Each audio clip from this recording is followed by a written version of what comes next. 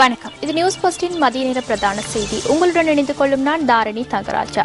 இன்றைய விரிவான செய்திகளுக்கு செல்லும் முன்னர் முதலில் தலைப்புச் செய்திகள். மைத்ரிபால சிறிசேன ஜனாதிபதி தேர்தல் வெற்றி பெற்றதாக உத்தியோகபூர்வமாக அறிவிப்பு. அலரி மாளிகையிலிருந்து ஜனாதிபதி மஹிந்த ராஜபக்ச வெளியேறினார். புதிய ஜனாதிபதி இன்று பிற்பகல் பதவியேற்பார். இனி விரிவான செய்திகள்.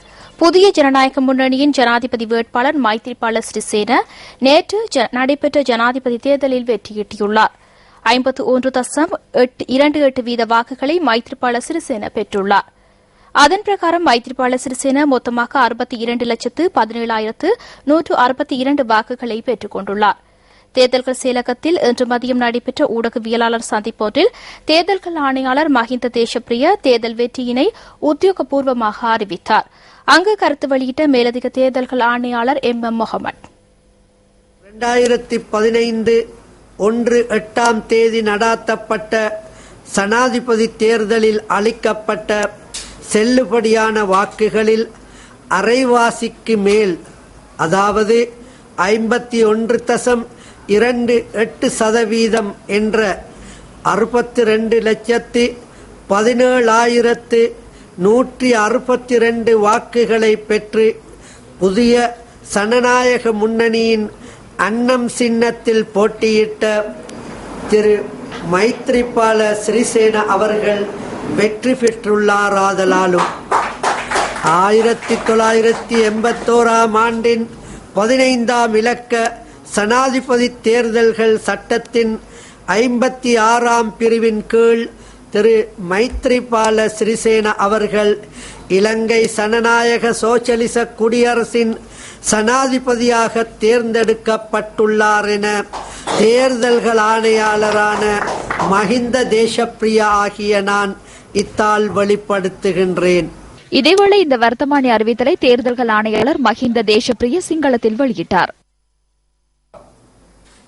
2015 ජනවාරි 8 දින පවත්වන ලද ජනාධිපතිවරණයේදී දෙන ලද වළංගු ඡන්ද සංඛ්‍යාවෙන් අඩකඩ වැඩි එනම් 51.2%ක් හෙවත් මුළු ඡන්ද 62,17,162ක් ලබා ගනිමින් නව ප්‍රජාතන්ත්‍රවාදී පෙරමුණේ හංසයා ලකුණින් තරඟ කළ මෛත්‍රීපාල සිරිසේන මැතිතුමා ජයග්‍රහණය කර ඇති බැවින්ද 1981 අංක 15 දරන ජනාධිපතිවරයා තෝරා පත් කර ගැනීම පිළිබඳ 56 වෙනි වගන්ති යටතේ ගරු මෛත්‍රීපාල සිරිසේන මැතිතුමා ශ්‍රී ලංකා ප්‍රජාතාන්ත්‍රික සමාජවාදී ජනරජයේ ජනාධිපතිවරයා ලෙස තෝරා පත් කරගන්නා ලද බව මැතිවරණ කොමසාරිස් මහින්ද දේශප්‍රිය වන මම මෙයින් දැන් ප්‍රකාශ කරමි.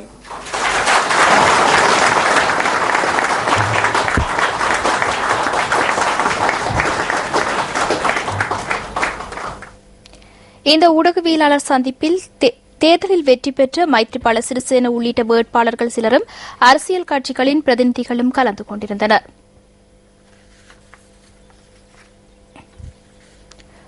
புதிய ஜனநாயக முன்னணியின் ஜனாதிபதி வேட்பாளர் மைத்ரிபால சிறிசேன நேற்று நடைபெற்ற ஜனாதிபதி தேர்தலில் வெற்றியீட்டியுள்ளார்.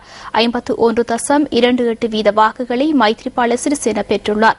வடக்கு கிழக்கு மாகாணங்களில் உள்ள தேர்தல் தொகுதிகளில் புதிய ஜனநாயக முன்னணியின் மைத்ரிபால சிறிசேன அதிகளவிலான வாக்கு வித்தியாசத்தில் வெற்றி பெற்றுள்ளார். யாழ் தேர்தல் தொகுதியில் புதிய ஜனநாயக முன்னணியின் மைத்ரிபால சிறிசேன 2,53,574 வாக்குகளை பெற்றுள்ளார். ஐக்கிய மக்கள் சுதந்திர கூட்டமைப்பின் ஜனாதிபதி வேட்பாளர் மஹிந்த ராஜபக்ச 74,454 வாக்குகளை பெற்றுள்ளார்.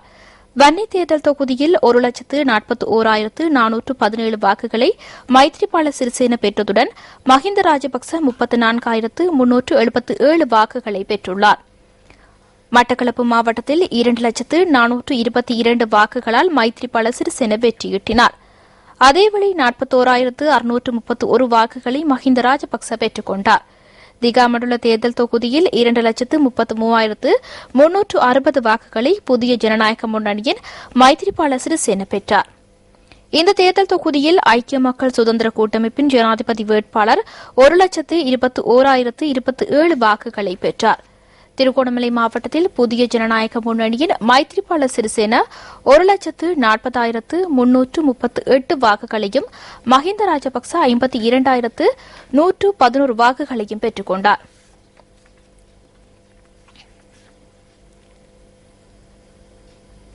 ஏழாவது ஜனாதிபதியாக தெரிவாகியுள்ள மைத்ரிபால சிறிசேன பொலனறுவையிலிருந்து கொழும்பில் உள்ள உத்தியோகபூர்வ வாசஸ்தலத்திற்கு வருகை தரும் காட்சி அது.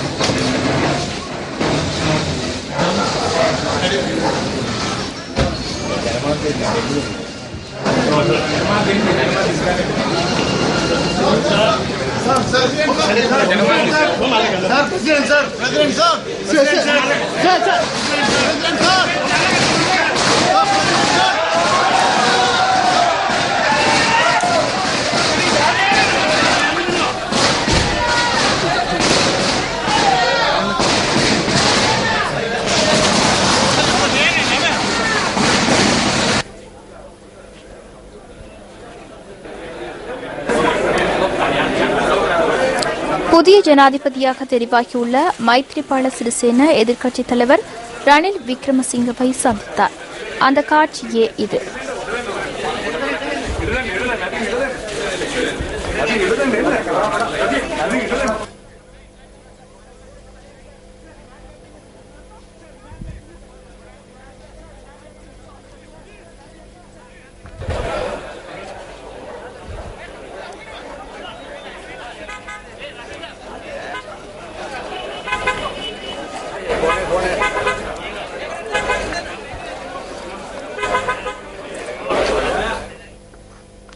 எதிர்க்கட்சி அலுவலகத்தில் இன்று முற்பகல் இடம்பெற்ற ஊடக சந்திப்பில் கலந்து கொண்டு ரணில் விக்ரமசிங்க விசேட அறிவிப்பை விடுத்தார். දැන් මෛත්‍රීපාල සිරිසේන මැතිතුමාගේ ජයග්‍රහණය තහවුරු වෙලා ඉවරයි. අද හැන්දෑවේ එතුමා ජනාධිපති හැටියට மைத்ரிபால சிறிசேனவின் வெற்றி தற்போது உறுதிப்படுத்தப்பட்டுள்ளது. இன்று பிற்பகல் அவர் ஜனாதிபதியாக சத்திய பிரமாணம் செய்ய உள்ளார். ஜனாதிபதி மஹிந்த ராஜபக்சவை இன்று காலை சந்தித்தேன். அவருடன் கலந்துரையாடினேன். அவர் ஜனாதிபதி பதவியை பொறுப்பளிப்பதாக கூறினார். மக்கள் மாற்றத்தை உருவாக்க தீர்மானித்துள்ளனர். அந்த அரசியல் கலாச்சாரத்தை மாற்றி நல்லாட்சியை ஏற்படுத்துவதற்காகவே இந்த மாற்றத்தை மக்கள் ஏற்படுத்தியுள்ளனர். ஆகவே தற்போது யாரும் சட்டத்தை கையில் எடுத்து செயல்படக்கூடாது. பழி வாங்கலுக்கு நாங்கள் எதிர்ப்பை வெளியிடுகிறோம். தற்பொழுது சட்டத்தை முழு அளவில் செயற்படுத்துமாறு நாங்கள் கேட்டுக்கொள்கிறோம். தேர்தல்கள் ஆணையாளரின் கருத்தின் பிரகாரம் தேவைப்படின் ராணுவத்தின் ஒத்துழைப்பை பெற்றுக் கொண்டு அந்த நடவடிக்கைகளை முன்னெடுக்கலாம். மைத்ரிபால சிறிசேன ஜனாதிபதியாக பதவி பிரமாணம் செய்து நாட்டை பொறுப்பேற்கும் போது நாட்டின் ஸ்திரத்தன்மையை சீர்குலைக்க முடியாது.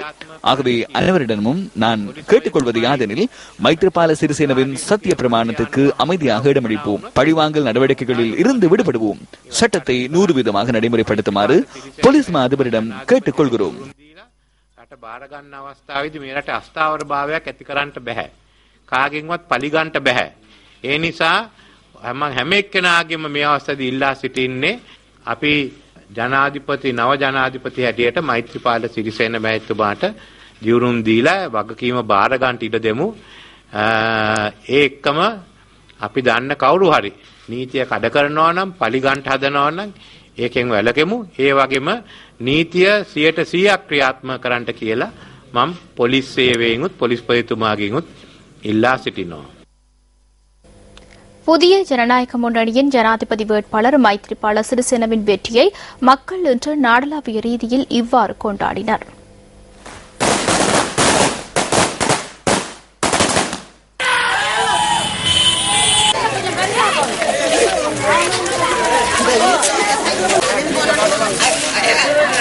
அது இருக்கும் என்பதை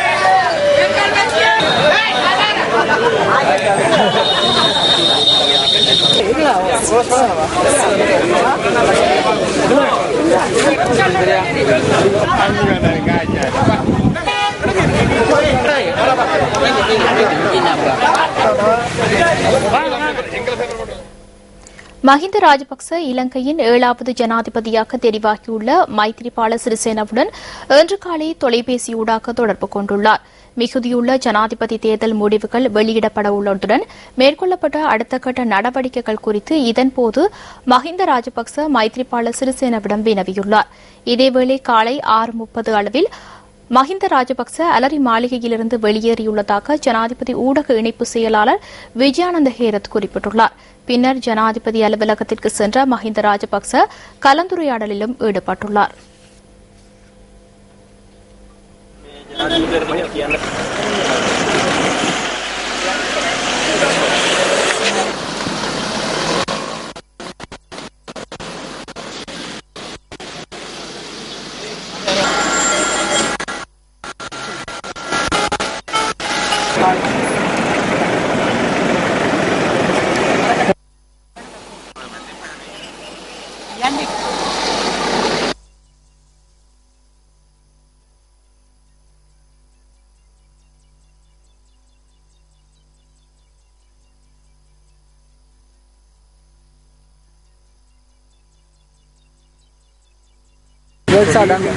Ja.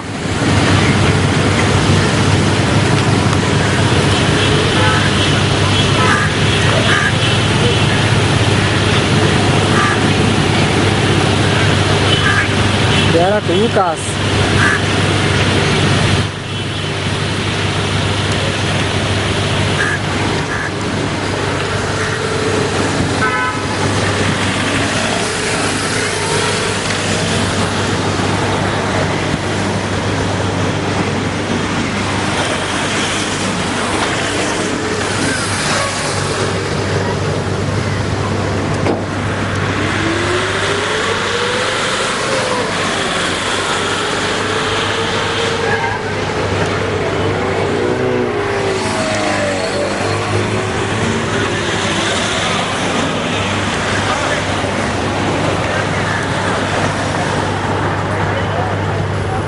ஜனாதிபதி தேர்தலுக்கு பின்னரான சூழ்நிலை மிகவும் அமைதியாக காணப்படுவதாக போலீசார் தெரிவித்துள்ளனர்.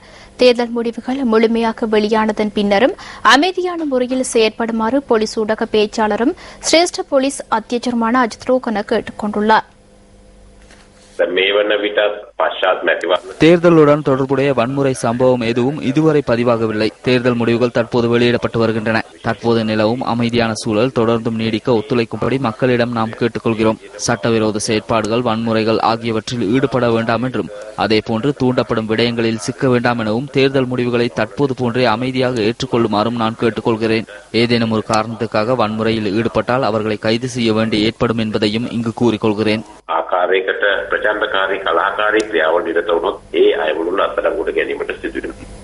தேர்தல் தினத்தன்று பாரதூரமான 3 வன்முறை சம்பவங்கள் பதிவானதாக கபே அமைப்பின் நிறைவேற்று பணிப்பாளர் கீர்த்தி தென்னகோன் தெரிவித்துள்ளார். පශ්චාත් මැතිවරණ සමයේදී ප්‍රචණ්ඩ ක්‍රියා 3ක් වාර්තා වෙලා තියෙනවා. ඡන්ද විමසීම අවසන් වීමත් සමගම තමයි මේ தேர்தல் தினத்தில் 3 வன்முறை சம்பவங்கள் பதிவாகியுள்ளன. வாக்களிப்பு நடவடிக்கைகள் முடிவடைவதுடன் இந்த மோதல் சம்பவங்கள் இடம்பெற்றுள்ளன. நேற்றிரவு பூராகவும் பாரதூரமான வன்முறைகள் எதுவும் பதிவாகாமல் மிகவும் அமைதியான சூழல் காணப்பட்டமை விசேடம்சமாகும். அதேபோன்று அச்சுறுத்தல் விடுத்தமை தொடர்பான சிறு சம்பவங்கள் பதிவாகியுள்ளன. தேர்தல் முடிவுகளை அறிவிக்கும் இறுதிக்கட்ட பணிகள் முன்னெடுக்கப்பட்டுள்ளன. வாக்கெண்ணும் நிலையங்களில் ஒன்றான கம்பஹா மாவட்டத்தில் ஸ்தாபிக்கப்பட்டுள்ள வாக்களிப்பு நிலையத்தில் சம்பவம் ஒன்று இடம்பெற்றுள்ளது. அதனை தவிர ஏனைய சகல வாக்கெண்ணும் நிலையங்களிலும் மிகவும் அமைதியான சூழல் நிலவுகின்றது. மோதல்கள் எதுவும் பதிவாகவில்லை. தேர்தலில் எந்த கட்சி வெற்றி பெற்றாலும் அமைதியான சூழலை பேணுவதற்கு நடவடிக்கை எடுக்க முடியும் எனும் பாரிய நம்பிக்கை போலீசாருக்கு உள்ளது. කුමන පක්ෂය කණ්ඩායම ජයග්‍රහණය කරත් ඉතා සාමකාමී පරිසරයක් පවත්වාගෙන යන්නට පොලිස් දෙපාර්තමේන්තුවට නීති ආරක්ෂක කිරීමේ අංශවලට හැකියාව ලැබෙයි කියලා. இத்துடன் நியூஸ் போஸ்டின் மதிய நேர பிரதான செய்தி நிறைவு பெறுகின்றது. மீண்டும் சந்திப்போம் நியூஸ் போஸ்டின் மணித்தியால செய்திகளுடன். வணக்கம். Hotline 0114-896-896 www.newsfirst.lk. Feedback at newsfirst.lk. Lunchtime